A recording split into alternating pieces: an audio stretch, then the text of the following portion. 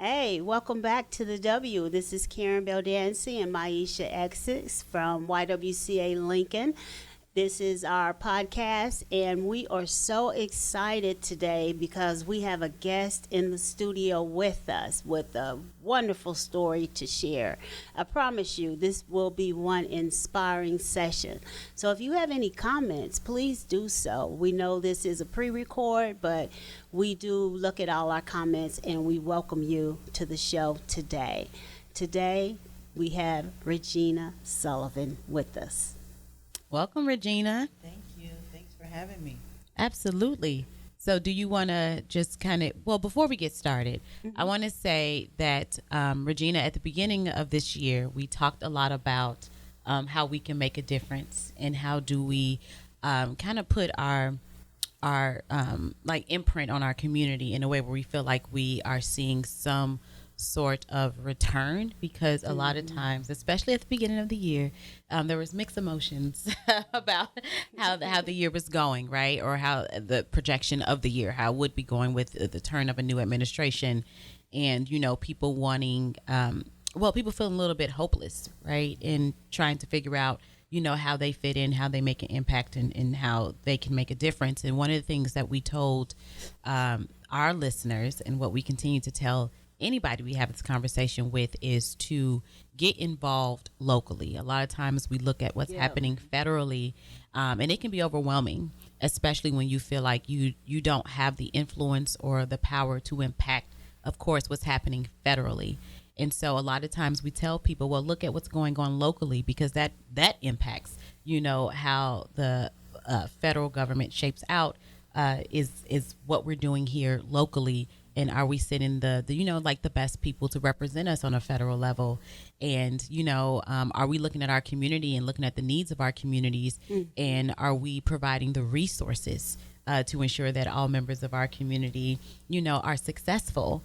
And so we just challenged our listeners to get involved locally in the different ways they can become involved, whether it's, participating in an election that's not a federal election, right? And so we had a couple of elections last year, right? How was the turnout there? Did you turn out? We have some elections coming up in 2026, and that's a little bit bigger because the mayor's on that ticket. But right. That was one way. We told them to get involved with like nonprofits. What is an issue? Go and do some research, educate yourself. There are a lot of different ways that you can, make difference and make an impact in your community. And you are an example of what we were talking about. Exactly. And so we're so excited to have you here to tell us a little bit more about your organization, the backstory to it, how it got started, because we told our listeners, what are you passionate about? What experience have you had in your life? And then kind of lean into that in regards to how you want to make a difference. So again, thank you for being here. And we are excited to have our listeners hear your story. Yes. Yes. Well, to get started, Marvelly is the name of my nonprofit. It's to honor my son, Marvin Lee Sullivan, who I lost to an accidental overdose in 2020. We were 3 months into the pandemic, and he had an overdose, and it devastated my family immensely. Sure. With that being said, Marvin was a great kid. He was very eager about school. He loved to go to school. Even when he would run away, he would go to school. That was just strange for a child to be running away, but I'm going to school anyway. Education was important. Yeah. It sounds like education was important to him. Yes. Yes, and Marvin, after he died, I heard a lot of people say, "Oh, he was a good kid. He was a great kid. He could have been this," and they were high praising for him, and I was like, "Well, where was his village when he needed it? Yeah. He needed that village to, not be his mom and say to him, 'Hey, young brother, we see what you're struggling with. We see you. Let's see what we can, do for you.'" But he did not have that, and he grew deeper into his addiction, which caused him to start having seizures. And from that point, it just went spiraling down. After his death, I did not know when he died. I was at work. We're all in the pandemic, working from home. And just at 11 o'clock, he died apparently at 7:30 is what they said, the death report said. But at 11 o'clock, o'clock, I get the knock at the door, and the police tell me my son's dead, and that's all I remember. I don't Wow. remember anything else. I know my daughter rushed down the steps to talk to them, but other than that, I just don't remember that day. But I remember afterwards feeling so empty, so lost. Like, who do I talk to about this? Yes. I have entered into this exclusive club that I don't want to be a part of, Right. and I'm here by myself.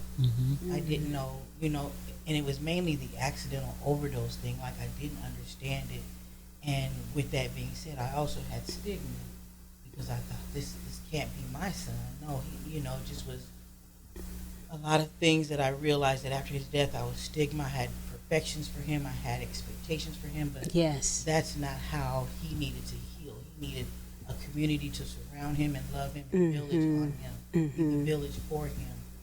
So just in that point, I'm spiraling in my own depression because I've lost my only son. Yes. Didn't know what to do with this information, didn't know how to navigate it, and so I became depressed. So I said, no, I'm just not normally a depressed person or a sad person. I have to get up and do something. So I decided to finish my degree at Doane. I finished my degree. It took me about a year to finish, and then with that, I graduated on Mother's Day. Awesome. Kiss from heaven. Yeah. Yes. This is my first sign that I need to get active. Yeah. So with that being said, a year later, I decided to go down to the Secretary of State and file my articles of incorporation Right. Yes. for my nonprofit to serve the community that are struggling with mental health and substance use. Wow. From that point on, I just got to networking and got to taking meetings with Lori Seibel at Community Health Endowment, Right. and getting different opinions from certain leaders in our community that had good advice. So I started joining boards. I joined the Wellbeing Initiative. I joined the UNL Extension Board. I currently serve on the 1895 Project Board. Yes. And these all are, we're all collaborators, and we all have the same kind of mission. Right. And it's, I like that you bring up the fact, afterwards you said you had a lot of people who approached you and just talked about how wonderful your son is. And it made you think about, well, where was this village, when he was alive?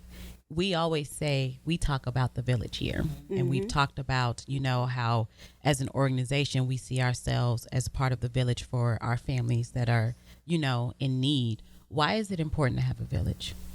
I'm gonna tell you, I had the village, and I got away with zero. They made sure that I was in my place. They Right. made sure if I wasn't in my place, what did you need? I had a couple of ladies say, Regina, I think you should go to college. That wasn't what we talked about in my house. But they said you should go down to Metro or whatever community college was here, but I didn't. I went on and started my career in Cincinnati, but just having that village up under you, guiding you, talking to you about your options and things like that. Because when I graduated, my option was you go to the military, and I didn't want to go to the military. Yeah. No one talked to me about, college is possible because we have the FAFSA and we have financial aid. I didn't know anything about that. So Right. not wanting to be in Lincoln, I left. I went to Cincinnati and worked for a law firm for 5 years and loved it because they taught me about the law. They taught me about different things, and the money was really good. So, and I was in the city, really very excited. Yeah. Yeah. Yeah. A little different from Lincoln, Nebraska. Most definitely. But then, I met someone, and we moved back here and started having babies. We had Marvin and Camille, and was raising them. So, yeah, and then here we are trying to, I became a single parent and had to navigate this life thing, this Yes. life, by myself, and did the best I could, as a single mom to, be working part-time for the Malone Center and trying to go to school here and there. And life got in the way, and I had to stop school and get with my family. And so just a lot of things that happened. Not an uncommon story, a lot, and especially in our community of Black women. I want to know what, as that single mom now with 2 children, and oh my God, I think it's so amazing that you did go back to school and do that, because you are showing your kids, no matter what challenges are there, what barriers are out there, you can still overcome, you can still pursue in order to build a new standard of living.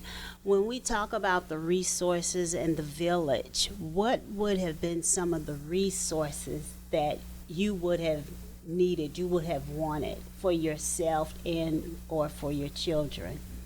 For myself, at that time, I really could have used a village to. They went to the Boys and Girls Club. Okay. But it just was like a babysitting thing, and they didn't need a babysitter. They needed somebody to, show them that they can be trusted. Okay. They needed a safe place to go to be able to tell them what they couldn't talk to me about. Right. That's what Okay. So that trusted adult Yes. outside Yes. the home, Yes. a place where they feel engaged. Exactly. Because that's, a lot of times that can be difficult to find, It is. especially, we do have some good programs here, like after school programs, but We do.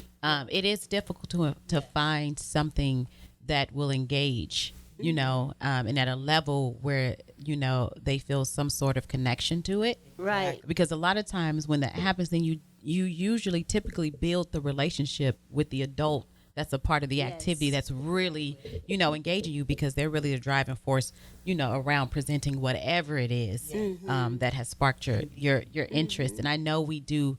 I mean, like I said, I feel like we in Lincoln, we can do some more in regards to youth development, engaging and in different ways. Yeah. I think Karen and I was talking about that the other day. We were talking about the new mall opening up, and Right. one of the things we were saying was, at the state of malls in America is just, and we were thinking about, well, who goes to the mall? And I was like, well, I see a lot of kids, like they like drop me off at the That's mall. why we don't go. And I don't said, go.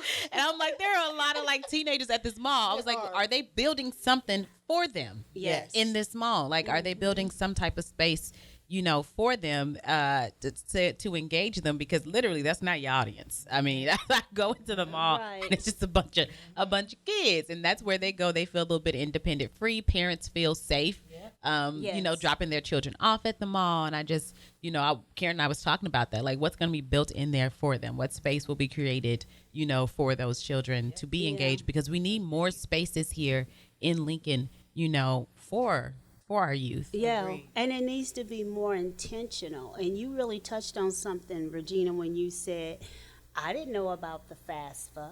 I didn't know about the ACT, SAT, and all of those things. And we need to be more intentional. And right now, we know, Maisha talked earlier about, what's happening at the federal level and funding being pulled and all those kinds of things. We tend to use those resources and we direct them toward a certain group.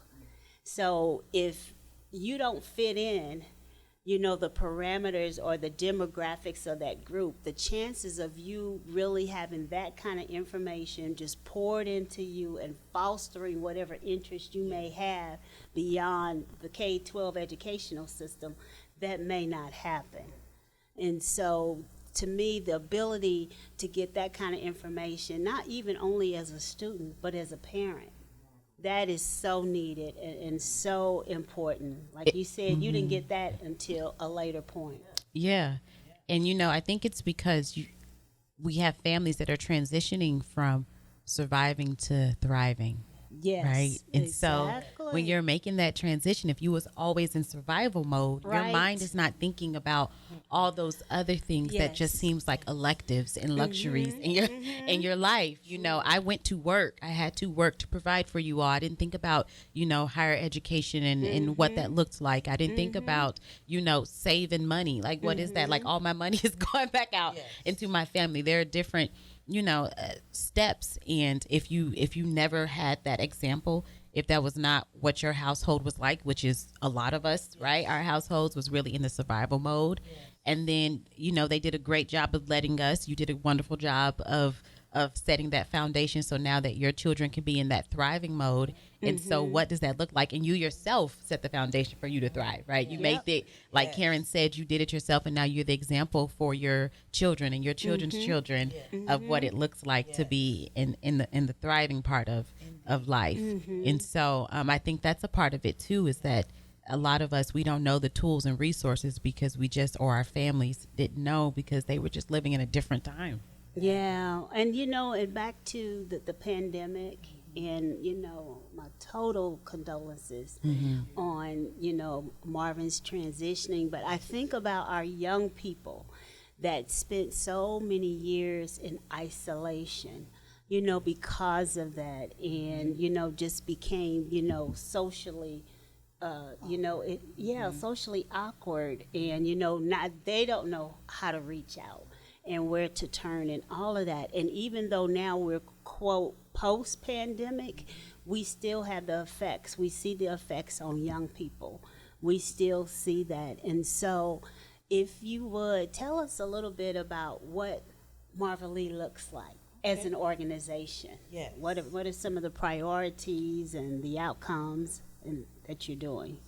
Good. First, I'll start with our mission is to support families and youth that are struggling with mental health and substance use by collaborating with nonprofits and businesses to empower our youth and families.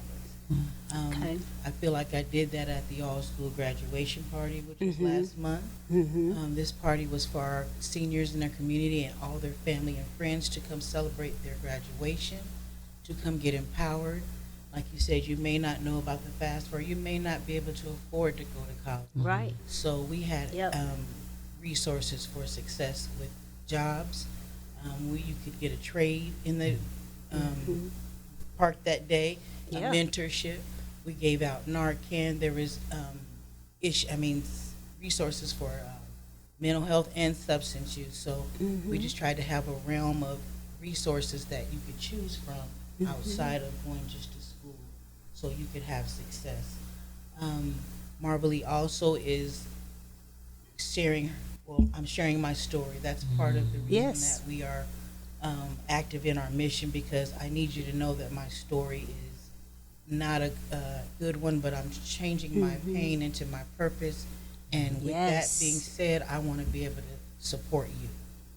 I want you to be able to know my story. I want you to know that if you need a resource for this, or if you need to be able to go to mental health, even as a child, I can navigate you to that. One source at Centerpoint. If you want to be able to talk to me as an adult about loss or what you're thinking your child might be into, I want to support that. But the main thing I want to do is empower the voice of our youth. I went to a juvenile justice conference a couple weeks ago, and I was really it was just enlightening, because these are my thoughts. I think that we're not asking our children or our youth how they feel about drugs, influences, peer pressure, whatever it might be. We're not asking them. We're just taking our expertise as adults and telling them what they need to be doing, and it's not working out so well. Right. We want to be able to have a transition. Why are you having troubles? Why are you continuing coming to jail? Let's break this down. What are one by one, however it takes, but we need to empower our youth. Yes, we do. And that just brings me back to I think a while ago we were talking about how we were raised and the cycle of socialization, and I talked about my connection with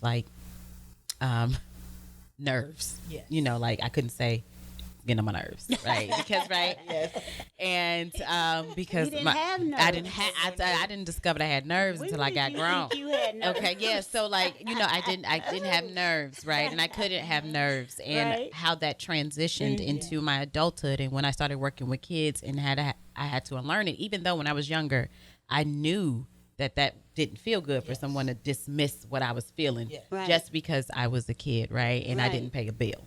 So, but that just makes me connect that to that experience and that thought, of us putting things onto children, right? That we, like you said, we think we're the experts. We're not going to ask you about your experience. We're not going to ask you about your thoughts. We're not going to engage you and invite you into this process that is, by the way, for you. Right. Right. Exactly. But we're not going to engage you in the process at all, because we know what's better. And even though there's all this data, and I mean, you can look around and see, obviously it's not working, because we still have these organizations in place. We're still having these special committees and meetings because it's not working. And that, a lot of times we don't have people who are willing to let go of what they've been taught, let go of those bias, let go of what they think children should and should not be, and transition into bringing them in a part of this process so that they can feel, again, some type of autonomy. They feel engaged, they feel respected, they feel valued, they feel heard, so that we can get down to what's going on. Yeah, help them to learn how to process. And because right now our system is largely built on punishment. Yes. And the fact that we don't allow them or It's teach reactive. them how to really express themselves. Yeah. Maisha couldn't have nerves. We worked in the middle school for several years, and we would hear so many students say, "I'm stressed. Oh, I just feel so stressed." And I even would think, "How are you stressed in 7th grade?" But they were. They were, and we have to understand that and help them to develop that self-expression and how to now start to problem solve and analyze within themselves. We just told them, no, that's not happening. And then when they react, then we punish. And we know that that's not the thing, and then they become isolated. And when they become isolated, they tend to spiral. And then they go to sources that are really detrimental to their safety or even to their life. So, and back to that juvenile justice conference, as I was at that same conference, and, so many of the organizations, especially our nonprofits, and we have such a wealth of nonprofits here, and I just love some of the things that you were saying and some of the phrases that you're using, Regina, because in essence, that's really what it is, because it becomes empowering and is built around humanity, and it comes from a real holistic approach. And let's try to do something different as we identify with these youth that may be in a space of need. So Like they used to tell us, you're the future. They are our future. What Yeah. does this look like if we don't empower them? Yeah. Right. What does this really look like? truly. One at a time, however I need to. That's my mission. Yes. Okay, this conversation is wonderful and just so enlightening. This is the W. We are here with Regina Sullivan. She is the founder of the Marva Lee Foundation, a nonprofit here in Lincoln. We'll take a break and we'll be right back. Hey everyone, welcome back to the W. This is Karen Beldancy and Maisha Essex, and we are here with Regina Sullivan, and we have been having such an enlightening and informational, educational conversation with Regina, who is the founder of the Marva Lee Foundation. And so we want to continue with this conversation. Yeah, Regina, when you said that you decided to turn your pain into purpose, and one of the things you did, I love just Yes. just saying that, I'm turning my pain into purpose. Right. And one of the things you did when you were thinking about opening up your nonprofit and establishing your nonprofit was you said, I went and got on boards. I went and networked. I went and got more education about mental health and mental wellness. Yes. What are some things you learned along that journey and process? I learned first and foremost that I had stigma from head to toe. And that needed to change. I can't serve people. I felt guilty about not being able to serve my own son. So I was like, I have to learn what stigma is. So I took a mental health first aid class. Wow. I've got a certification in peer support, and I also took my RAP training. These are all things and good resources to have because in order to be able to serve people that are struggling with mental health and substance use and even suicidal ideation, we need to be able to have these things in place. These trainings are needed, and they teach you how to navigate and to also to treat. Not more treat, but more to care for. Because it's really a wraparound service of love from our communities. Yes. People in recovery are missing. Was there anything that you learned that was like an eye opener and aha? I know you said that you had your Yes. own stigma, but was there anything that a fact or a stat or something that stood out to you that you didn't know? That suicidal ideation is a real thing. Yes. It's we have to be real careful about how we're talking to people that are considering suicide. Right. We need to be able to understand where they're going through, because some people attempt few times, and I just was enlightened because I went to a suicide ideation seminar at Bryan and learned a lot. Mm-hmm. So Mm-hmm. Right. What are some other resources that helped you as you started to form the Marley Foundation? yes, Sounds like you did a wealth Yes, of research and I- took a lot of different indeed. classes. I did a class with you at the Community Health Endowment, Right? Yes. where we talked about project management. And Yes. I actually stood up something I'm not used to doing, and because you asked somebody to talk about their project. I did. This yes. project was in my brain, but I Right. said I'm going to talk about it and see what people have to say. Yes. And I got great reception that day, and it just pumped me up to say, Mhm. yes, this is a needed event, the all-school graduation party. Right.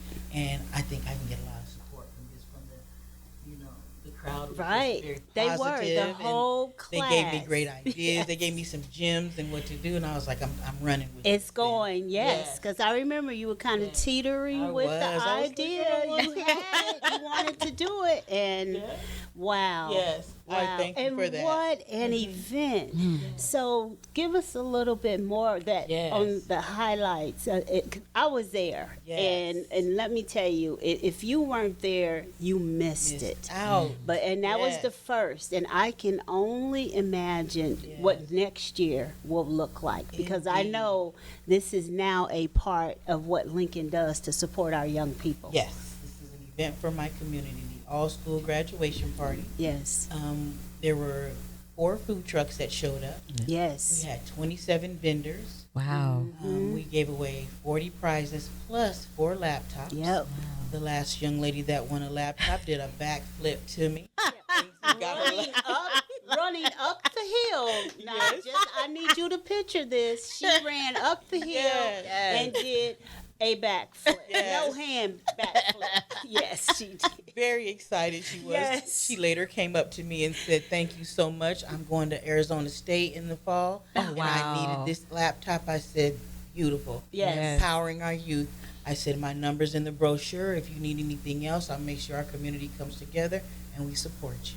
Yes, Yes. yeah. I talked to several of the youth that were there that day. Yes. They were signing up for the CNA program. Yes. You know, not even imagine, there were several CNA young Hub. men that I Yes. talked to that they were graduating but had not really formed a plan of what they were going to do. Indeed. And you know, some students they're using this gap year idea now with not really understanding. What it is. For me, yeah. Yes. And the gap year idea is great for some, especially if you're a young person whose family can afford for you to do the gap year. But some of us need to start to already form that plan even before we graduate. And so there were several young men that I talked to at that event that now had made a connection, and they had interviews scheduled with some of the vendors that were there, and one had signed up for a program now. So Exciting. look at that Oh, connection. Look at that. Yeah, that was made for them that I love day. that. That's what that was all about. Yes. That right there, what you just Had said. no plan. Oh, that Yeah. makes me feel so good. Mhm. Yes. Yeah. That's- Wonderful. One was one of the vendors that was there talked to this young man about coming into his apprenticeship program. Yes, good. Yep. Used to be from the ERN network, the Elite Referral Network. They have a lot of small businesses They that were do. there that day, and they actually, Yes. served and shared their resources, which I Right. love. They are a very powerful group, and I'm so glad to be They a part are a of that. powerful group, and they meet every Monday Yes. at our office at the Indeed. YWCA. That's right. Yes. The Motivation Monday. Yes. That's what they are. Right. Exactly. Yes. Yeah, but they were giving back, and it They was are, awesome. yes. There were financial advisors there to talk to young people Yes. and their parents about if higher education was their dream, how to Yep. make that affordable. Indeed. Now how to build your own economic wealth. Love so that. Yeah, and I heard all about it. I was one of the ones who missed it. So I missed out, but I won't miss out next year. This sounds like just an amazing, amazing program. And it Yes. also sounds like you came in for some of these students, just off of what Karen was saying, about some of those who were connected to all these resources at a time where they needed the extra support and to be caught, because it sounds like maybe they didn't have that prior, Right. you know, because usually you're Yeah. sitting down, you're talking to a school counselor, you're talking to about the next steps.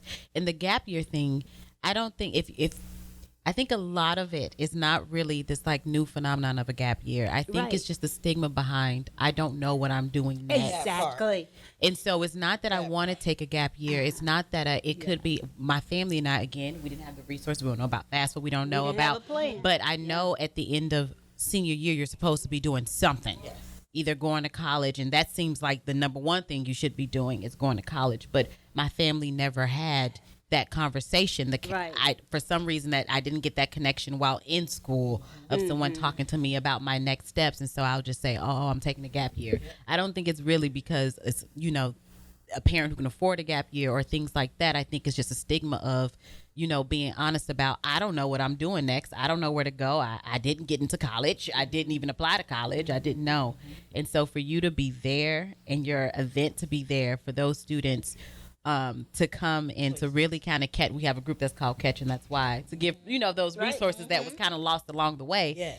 So Yes. to be there, to catch them and to present a space where now they feel comfortable saying the truth, right? Which is, I don't know. Right. I don't know. I didn't have that conversation. I don't know what's next. And someone to be like, well, look, there's an apprentice. Let me tell you of some resources that are next, because obviously that was lost along the way. And Yeah. even if you don't stick with this, here's something in the interim as you continue to develop your dreams and aspirations, and then you hone in on what it is I really want to Yeah. do. But here's something that I can do Yes. in the meantime. Yes, that's So. exactly what that was there for.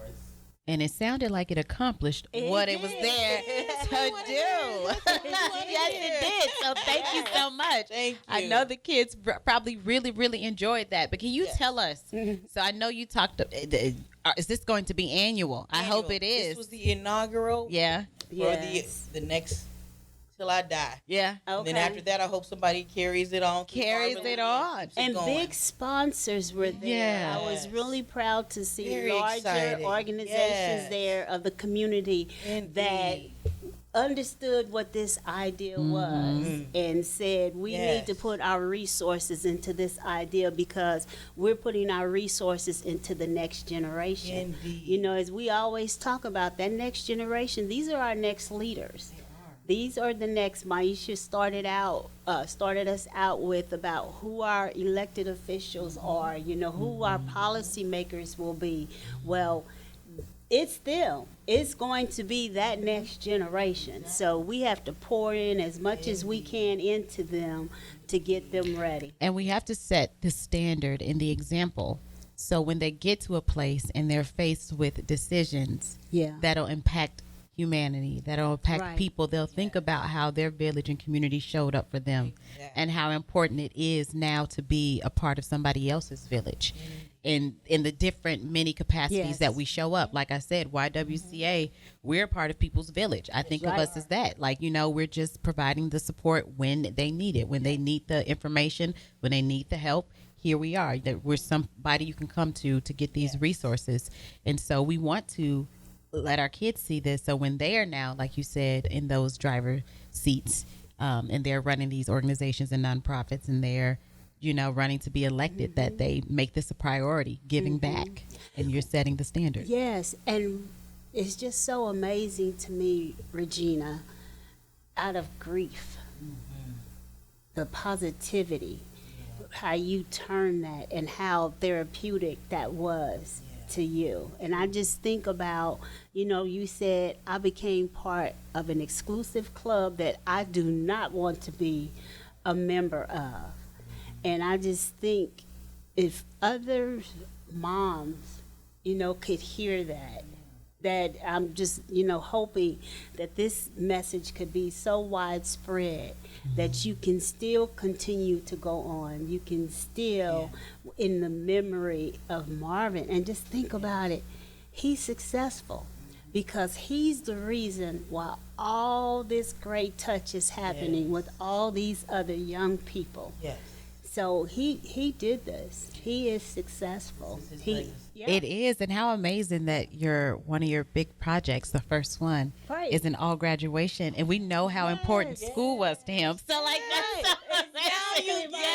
Yes, Like she said, he still went the girl, school. he did Even not when play about when he ran away, I will show up, Mama. You know where to find me.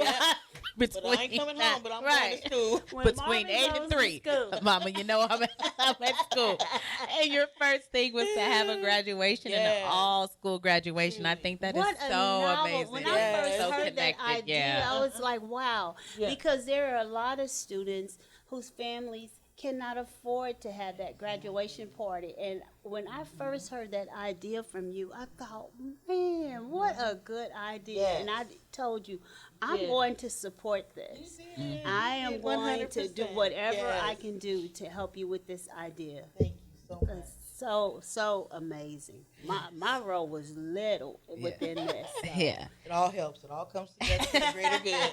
You know? So you started out with the all graduation party. Now I know you said when you put your idea out there, you saw people come through and support you.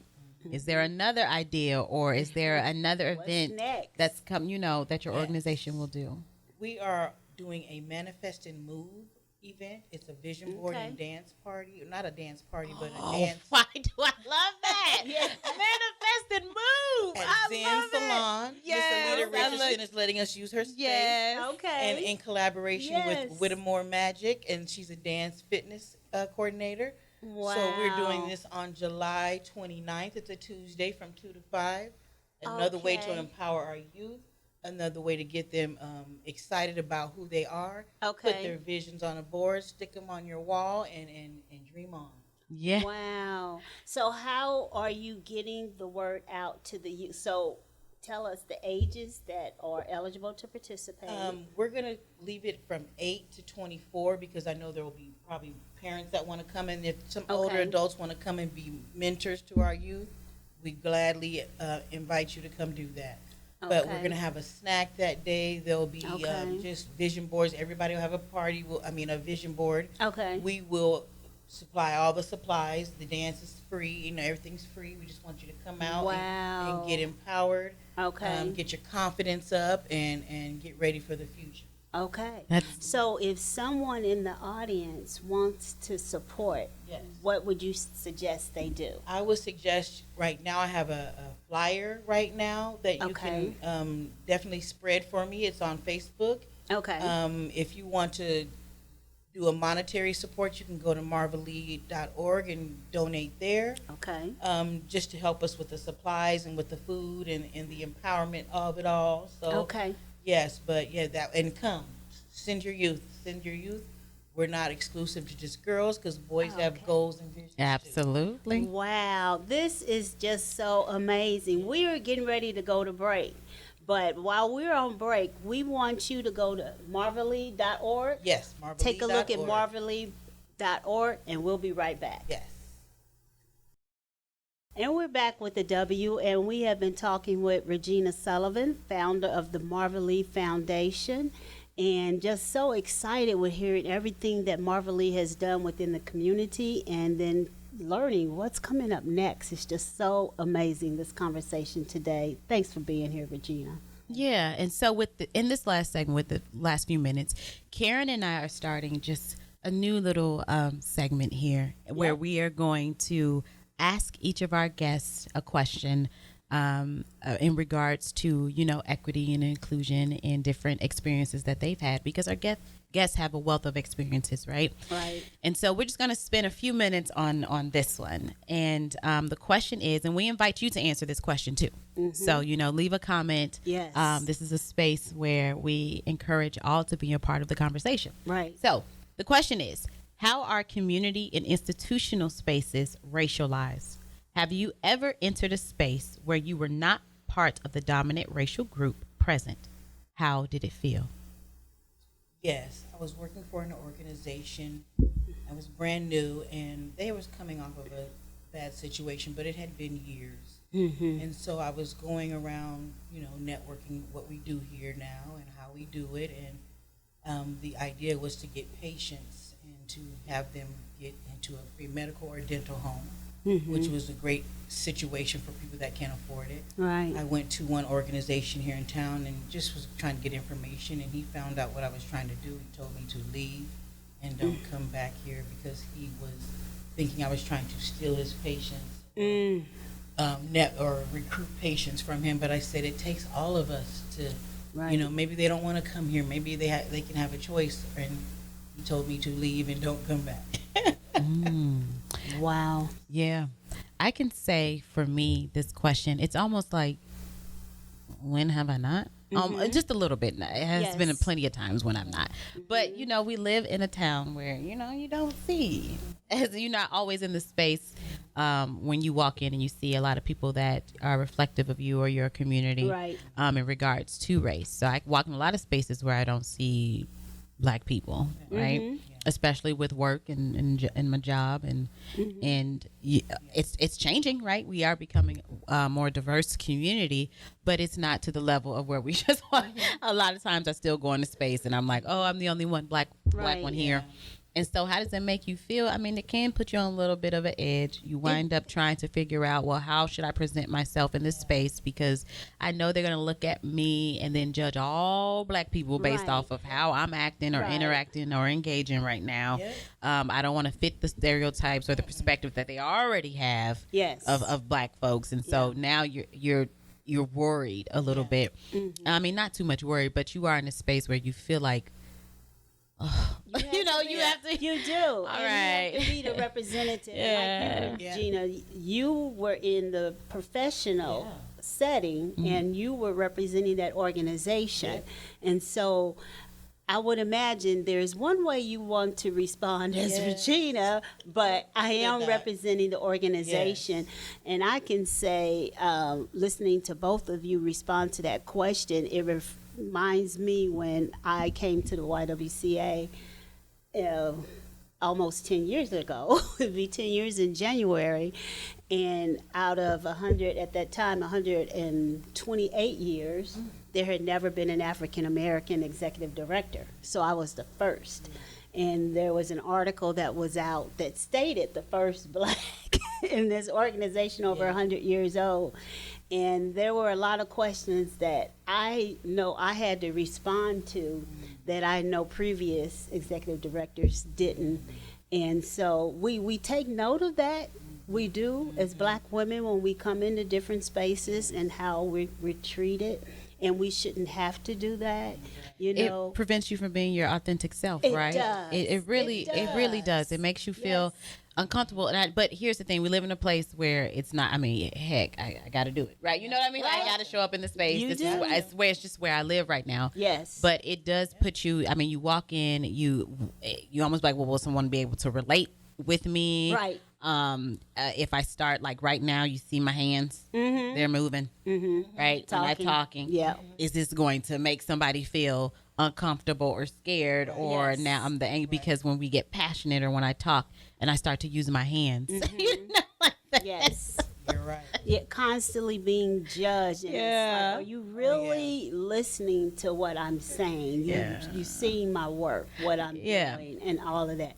And I'm passionate about my work. Right. Right. So, I mean, it does definitely play a role when you walk in and kind of how you feel, and if you're going to judge, if you can be your authentic self. So thank you for sharing your experience in regards to that question. But before we leave here, we're wrapping up. We only have a few seconds, like less than a minute left.